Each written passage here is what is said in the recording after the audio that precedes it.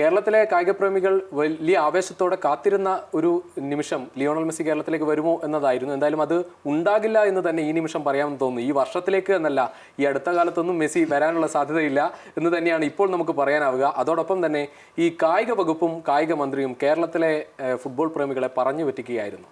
Football പ്രേമികളെ മാത്രമല്ല, എല്ലാവരും പറഞ്ഞു പറ്റിക്കുകയാണ്. ഇതിൽ ആകാംക്ഷയോടെ കാത്തിരുന്ന പ്രേമികൾ മാത്രമല്ല എല്ലാവരും. ഇപ്പോൾ എൻ്റെ വീട്ടിൽ മകളൊക്കെ അങ്ങനെ വലിയ ഫുട്ബോളൊന്നുമില്ല, പക്ഷേ മെസ്സി വരുന്നു എന്ന് പറയുമ്പോൾ ആ ചെറിയ കുട്ടികൾ മുതൽ ഫുട്ബോളുമായി ബന്ധപ്പെട്ട് ആരെല്ലാം ബന്ധപ്പെട്ട് ചിന്തിക്കുന്നു അവരെ മുഴുവൻ പേരെയും പറഞ്ഞു പറ്റിച്ചെന്നുള്ള യാതൊരു തർക്കമില്ല. കാരണം മന്ത്രിക്കോ വകുപ്പിനോ ഇതിനെക്കുറിച്ച് യാതൊരു ധാരണയും ഉണ്ടായിരുന്നില്ല.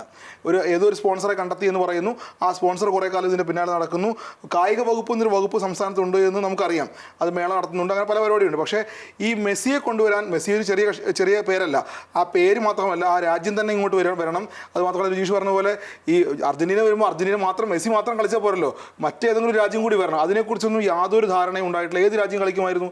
50 താഴെ റാങ്കുള്ള ഒരു രാജ്യം വരണമായിരുന്നു. ഏറ്റവും പ്രധാനം. കാരണം ഇനിയൊരു ഈ കണക്ക് പ്രകാരമാണെങ്കിൽ ഒക്ടോബർ പ്രകാരമാണെങ്കിൽ ഒരു 3 മാസമേ ഉള്ളൂ. ഇവർ മെസ്സി വരുമോ അർജന്റീന വരുമോ എന്നൊക്കെ ചർച്ചയ്ക്ക് നിൽക്കുന്ന സമയത്ത് തന്നെ മറ്റൊരു രാജ്യം എതിരാളികളായി കളിക്കണമായിരുന്നു.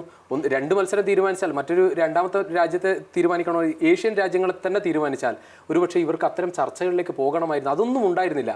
ഒരൊറ്റ വാക്കിൽ ഒരുപക്ഷെ എനിക്ക് തോന്നുന്നു നമ്മൾ കണ്ണിൽ പൊടിയിടുന്നത് പോലെയാണ്. മെസ്സി വരും കേട്ടോ എന്നൊരു കാര്യം മാത്രമാണ് മന്ത്രിക്ക് അറിയാവുന്നത്. മന്ത്രിയുടെ ധാരണയിൽ ആരോ പറഞ്ഞിട്ടുണ്ട് മെസ്സി വരും, മന്ത്രി വിചാരിച്ചാൽ മെസ്സി വരും, മന്ത്രി വിചാരിച്ച മെസ്സി വരും. അതായത് സർക്കാർ തലത്തിലോ ഔദ്യോഗിക തലത്തിലോ ഒരു നീക്കവും, അതായത് ഒരു ഭരണ സംവിധാനം ഓടുന്നുണ്ടല്ലോ, ആ ഭരണ സംവിധാനത്തിനകത്ത് നിന്നുകൊണ്ട് ഒരു നീക്കവും ഇതുമായി ബന്ധപ്പെട്ട് നടത്തിയിട്ടില്ല.